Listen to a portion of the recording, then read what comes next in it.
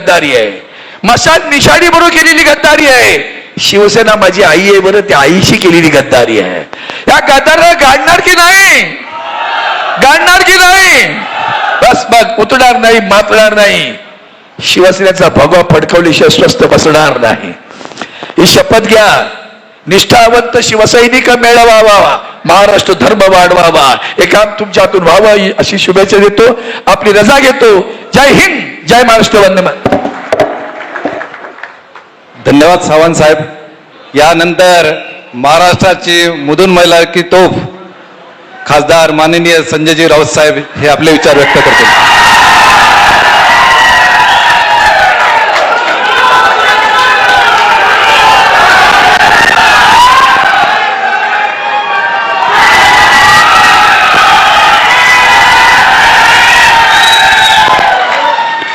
मी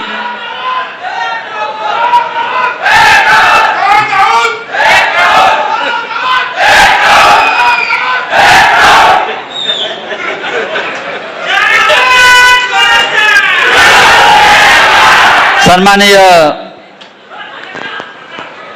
शिवसेना पक्ष प्रमुख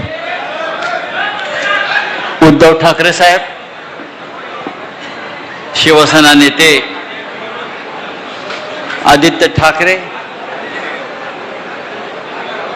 सर्व नेते आणि या वाशिममध्ये हाऊसफुल झालेले सगळे हजारो शिवसैनिक,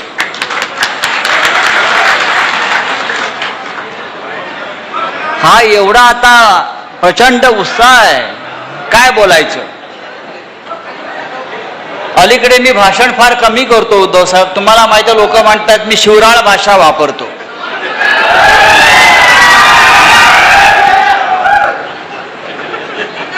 मी अत्यंत सभ्य माणूस आहे. माझ्यावर हिंदू हृदय सम्राट शिवसेना प्रमुख बाळासाहेब ठाकरेंचे संस्कार आहेत आणि ते संस्कार असे आहेत की हरामखोराला हरामखोरच म्हणायचं,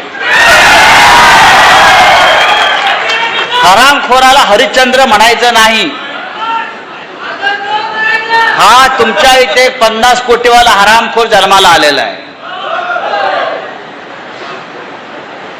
बैल विकतो, गाढव विकतात, बकरं विकलं जातं. तुमच्याकडे 50 कोटीला खासदार विकला गेला. आता या खासदाराचं करायचं काय? या खासदाराला 2029 साली परत दिल्ली दाखवायची नाही. मी इतकंच सांगायला येतो उभा आहे. हा गद्दार, बेईमान माननीय शिवसेना पक्षप्रमुख उद्धव ठाकरे यांना 4 तासापूर्वी सांगत होता, साहेब मी कुठेच जात नाही, मी तुमच्या बरोबरच आहे. काही लोकांनी आईबाबाची शपथ घेतली, काही लोकांनी साईबाबाची शपथ घेतली आणि सगळ्या शपथा घेऊन 50 कोटीला विकले गेले. चिंता नाही. हा निष्ठावंत शिवसैनिक त्याला गाडल्याशिवाय राहणार नाही. आणि कुठल्या पक्षात गेले तर ज्याने आता हिंदुत्वाच्या नावानं, राम मंदिराच्या नावानं लूट सुरू केलेली आहे. प्रभू श्रीरामाच्या मंदिरात ज्याने आता 200, 300, 400 कोटीचं दानपेट्या चोरल्या, रामाच्या मंदिरावर दरोडे घातले, त्यांच्या पक्षामध्ये हे बूट चाटायला गेले. मी शिवसैनिकांना इतकंच सांगेन, शिवसैनिक कोणतंही आव्हान स्वीकारायला तयार असतो. शिवसैनिकाचा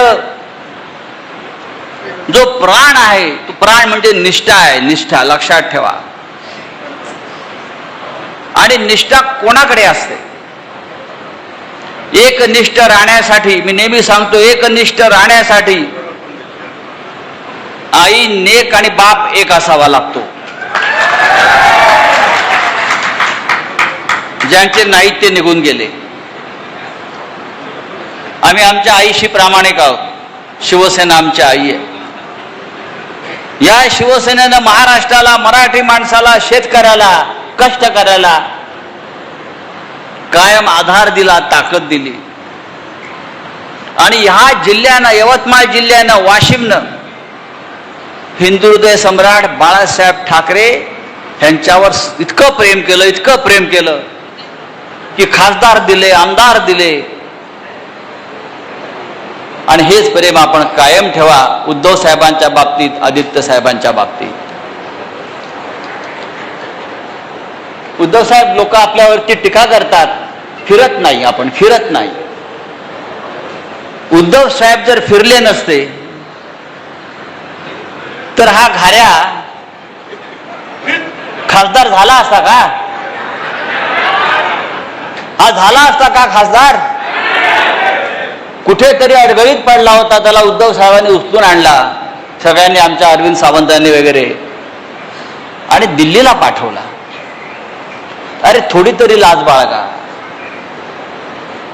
पण अशा बेईमान लोकांना घडवण्याची फॅक्टरी कोणती असेल तर ती मिंदे फॅक्टरी आणि मोदी फॅक्टरी. या दोन्ही फॅक्टऱ्या, बेईमान घडवण्याच्या, गद्दार घडवण्याच्या दोन्ही फॅक्टऱ्या आता आपल्याला नष्ट करायच्या आहेत, खतम करायच्या आहेत. ही कीड आपल्याला नष्ट करायची आहे. या मातीमध्ये पुन्हा एकही गद्दार निर्माण होता कामा नाही, ही शपथ आपण खाल्ली पाहिजे. आणि मला खात्री आहे, ज्या पद्धतीचं वातावरण मला इकडे दिसतंय विदर्भात, नागपूरला साहेब उतरले, प्रचंड स्वागत. सकाळी तिकडे यवतमाळला प्रचंड प्रचंड मोठा मेळावा आणि स्वागत. आज वाशिमला, इथून आम्ही हिंगोलीत जाणार, परभणी, शिर्डी, धाराशिव, असं एक एक एक एक जिल्हा आणि किल्ला सर करत आम्ही निघालेलो आहोत उद्धव ठाकरे साहेबांच्या नेतृत्वाखाली. असेल हिम्मत तर या समोर. देखेंगे किसमें कितना है दम. हे दाऊद बिऊद सोडून द्या. माझ्यासारखे हजारो राऊत या पक्षामध्ये आहेत, जे बाळासाहेब ठाकरेंनी घडवलेले आहेत, जे उद्धव साहेबांच्या खांद्याला खांदा लावून काम करतायत. आणि आपण सगळे हजारो लाखो शिवसैनिक आजही निष्ठेने उभे आहात. ही निष्ठाच आपल्या पक्षाला परत एकदा या महाराष्ट्रावर सत्ता आणून दिल्याशिवाय राहणार नाही आणि प्रत्येक गद्दार काढल्याशिवाय राहणार नाही. इतकंच सांगतो आणि तूर्त थांबतो. आपल्याला उद्धव साहेबांना ऐकायचं आहे. जय हिंद, जय महाराष्ट्र. धन्यवाद राऊत साहेब. यानंतर ज्यांच्या विचारासाठी आपण इथं ऐकण्यासाठी बसलेले आहेत असे पक्षप्रमुख, महाराष्ट्राचे कुटुंब प्रमुख, माजी मुख्यमंत्री माननीय उद्धवजी बाळासाहेब ठाकरे साहेब, कृपा करून शांत राहा. सगळी व्यवस्था साहेबांना बघायची व्यवस्था निश्चितच केल्या जातील. कृपा करून शांत राहा.